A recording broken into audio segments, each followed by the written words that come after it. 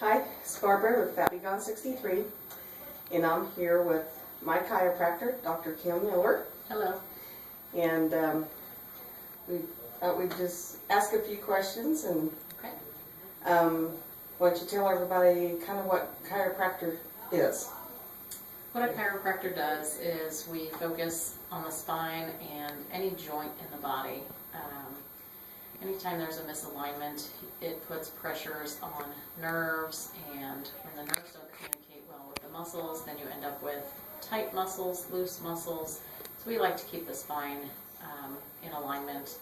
It also helps with allergies and any of your major organs. If they're not getting the proper communication from the nerves, then they don't function properly. So our job is to keep the spine well in alignment, to keep the pressure off those nerves, to keep communication open. Now, what got you interested in doing this kind of work?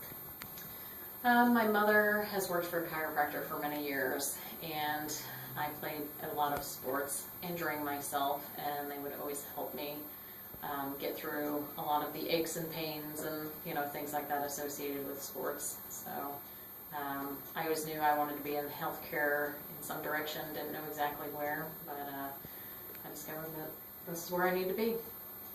And you feel that this is the calling that you've been Absolutely. led to do? Yes. That's cool. Talk to us a little bit about the schooling, about how long it took and all that. You have to have a bachelor's degree. I have one in human biology before you can even start the chiropractic program. They do have specific classes that you have to take. Then once I started the program, at the time they offered a 3-year advanced program, but I don't believe they offer that anymore. It's a 4-year degree, so after you have your bachelor's degree. So after you get done, with school and stuff, is there like an apprenticeship program where you have to follow along with somebody else, or how does that work? When you're in school, they have a clinic right on campus, and we treat the public. We file insurance. We do everything that would occur in an actual office. So we get our training, and it begins a year before you graduate, where you're introduced into the clinic and you start treating the public. So and now you have clinicians that observe every adjustment, everything that we do. They look at every piece of paperwork that you fill out, and things like that, to make sure you're on the right track. So they keep a pretty good eye on you. Absolutely. When you go through all that. Absolutely. Yes. When we do our internship, they definitely keep an eye on you. So tell us about the first experience that you had when you went to adjust somebody. How was you feeling when that happened? Scared, hoping I was not going to hurt someone. But they start very early on. They start with simple palpation of the spine, where you have to list out every level of the spine, and you have the teacher or the instructor come around and verify that you are correct in your listings. Then you move on to motion palpation. There's absolutely no adjusting, in these classes, but you basically feel the spine, how it moves, for an entire semester. So you get training like that before you actually start any adjusting courses. Now, is there other type of modalities that you can do jointly with chiropractic? There are several. A lot of chiropractors do acupuncture. I do a technique called coxflexion distraction. It helps with herniated discs. They have other techniques called SOT blocking. I mean, there's numerous different modalities that you can do outside of just adjusting. So we take a physical therapy class, massage class. So we do a lot of different things in chiropractic. So after you're out and you're working and stuff, do you have to continue with your education? Is there certain Absolutely. things? In the state of Missouri, we need 24 hours of continuing education a year. Some of those include every other year we have to get CPR certified, HIPAA training, insurance training. They've just recently changed what requirements, we need here in the state of Missouri, but it's 24 hours per year.